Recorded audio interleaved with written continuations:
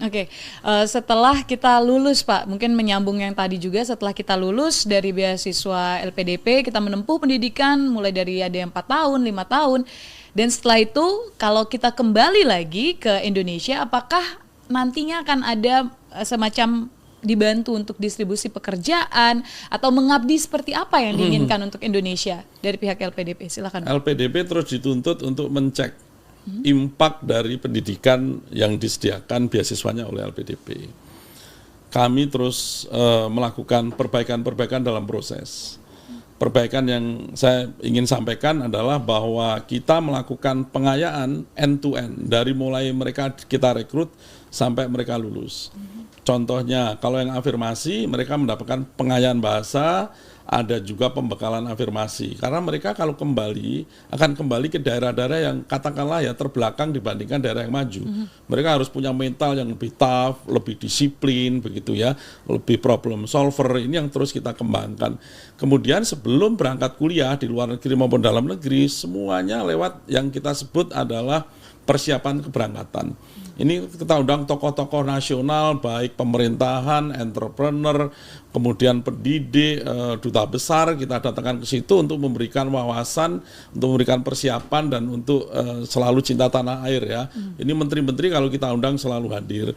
Kemudian waktu kuliah, kita berikan layanan-layanan berupa satu, pengayaan yang kita sebut soft skill, ya, komunikasi, bagaimana membuat CV, kemudian mengatasi masalah, gitu ya.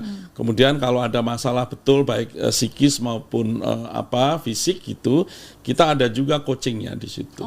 Kemudian ada juga terus kita berikan agar mereka terus connect dengan pembangunan di daerah maupun internasional. Mereka terus kita konekkan dengan duta besar, dengan gubernur, dengan wali kota, begitu ya. Ada event-event di mana kita bisa diskusi. Kemudian setahun sebelum lulus mereka sudah kita pantau karirnya mau kemana. Ini yang terus kita tanya, dan kemudian tentunya harapan kami kita terus mengkonekkan mereka dengan kebutuhan yang ada di dalam negeri, termasuk BUMN, lembaga pemerintahan ya. Contohnya Bank Indonesia terus minta kita alumninya tolong bantu kami untuk kita rekrut ya. Ada 18 sampai 20 lembaga yang secara rutin bekerja sama dengan kita. Nah, titiknya adalah jangan sampai kita memanjakan mereka. Mereka adalah problem solver, mereka adalah para champion, mereka adalah lokomotif.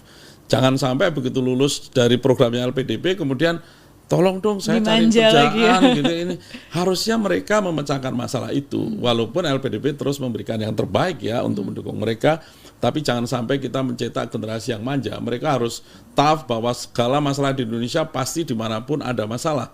Tapi bagaimana kita menyikapinya, mencari solusi terhadap segala permasalahan. Kalau bukan mereka, siapa lagi yang akan memecahkan masalah Indonesia? Betul, karena problem solver ada di tangan mereka, Pak ya. Betul, udah terdidik S2, S3 dengan dana negara, dana rakyat, begitu kan? Mereka harus mengembangkan diri bahwa Anda harus menjadi pahlawan. Ya, bahkan bisa memberdayakan masyarakat sekitar. Itu maksudnya ya, kita dorong ke arah sana. Betul. Nah Pak, ini sekarang sudah tahunnya LPDP, alias sudah mulai pembukaan juga untuk pendaftaran seperti yang sempat kita bahas. Tahun ini meningkat ya Pak ya? Pendaftarnya atau dibandingkan tahun-tahun sebelumnya seperti apa Pak dinamika pendaftar? Saya ingin sampaikan kapasitas yang ada di LPDP meningkat terus. Di tahun lalu kita rekrut hampir 6.000 untuk LPDP sendiri.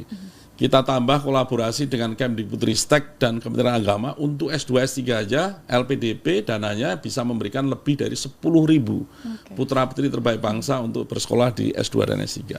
Angka ini cukup besar, tapi saya sampaikan selalu sangat kecil kalau kita lihat tantangan maupun penduduk Indonesia.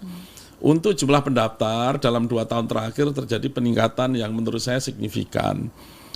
Tahun 2021 di tahap kedua itu pendaftarnya 6.000. Di tahap 1 2022 itu pendaftarnya 9.000, meningkat ya dari tahap 2 2021 6.000 menjadi 9.000 di tahap 1 2022. Di tahap kedua 2022 pendaftarnya meningkat lagi menjadi hampir 13.000. Untuk yang sekarang saya udah lihat-lihat kira-kira yang akan mendaftar itu sekarang lagi pitching itu udah di atas 20.000.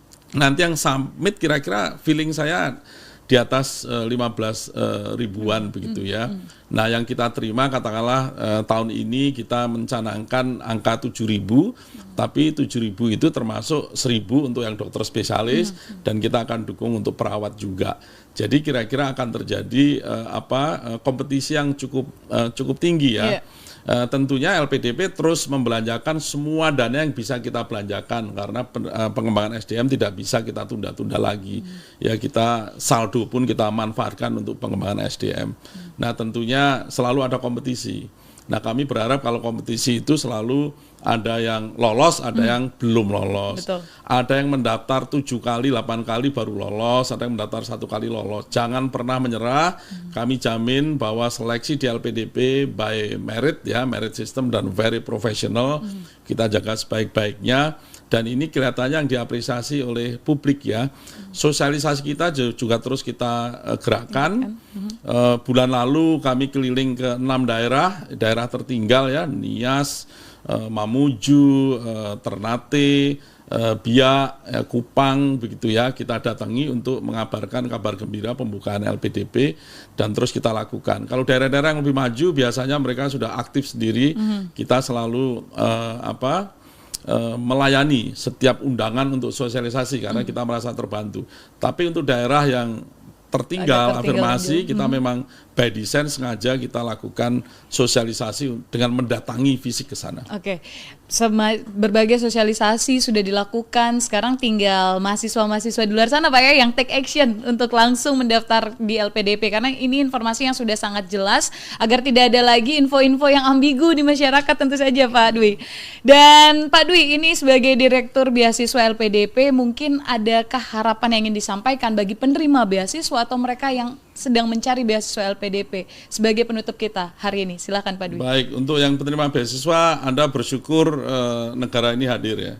Saya membayangkan awal tahun 90-an mencari beasiswa itu sulitnya bukan main ya, begitu dapat ternyata dananya dana pinjaman begitu. Sekarang memakai rupiah murni dan angkanya cukup besar walaupun terus kita tingkatkan belum mencukupi untuk semuanya tapi angkanya sudah cukup besar. Anda bersyukur, lakukan yang terbaik, yang sedang kuliah do your best dalam kuliah dan pembelajaran itu tidak hanya di classroom. Ya, Anda tinggal dimanapun di Indonesia maupun di luar negeri, Anda harus belajar dari lingkungan Anda, ambil yang terbaik, bawa untuk daerah Anda maupun Indonesia untuk diabdikan untuk kemajuan bangsa. Bagi yang akan melamar, sedang melamar, satu saya ingatkan jangan pernah melakukan pemalsuan dokumen. Kita temukan beberapa pemalsuan dokumen. Kalau ada pemalsu dan kemudian kita menemukannya dan Anda kemudian diproses begitu, Anda akan kena blokir karena kita ingin mendapatkan putra-putri terbaik bangsa yang punya integritas. Jadi jangan pernah memalsukan. Gagal itu bagian dari perjuangan. Anda mencoba lagi. Saya pikir lakukan yang terbaik, persiapkan yang terbaik, seluruh dokumen harus lengkap dan memenuhi syarat. Kemudian bagi yang punya LOE maka Anda tidak perlu mengikuti tes bakat skolastik, langsung nanti substansi ya, termasuk interview. Dan kemudian yang diterima harapan kami segera melakukan sekolah dan segera studi dan segera kembali mengabdi pada Ibu Pertiwi. Baik, terima kasih Pak Dwi Larso dan Sobat Antara, obrolan yang sangat menyenangkan. Tentu saja ini membuka pemahaman baru kita mengenai beasiswa LPDP, bagaimana nantinya ketika lulus dan juga bagaimana definisi mengabdikan diri kepada bangsa Pertiwi. Itu dia Sobat Antara, sekali lagi obrolan kami dan jangan lupa untuk mendengarkan podcast Antara di semua channel, ada di Spotify dan juga di antaranews.com. Sampai jumpa.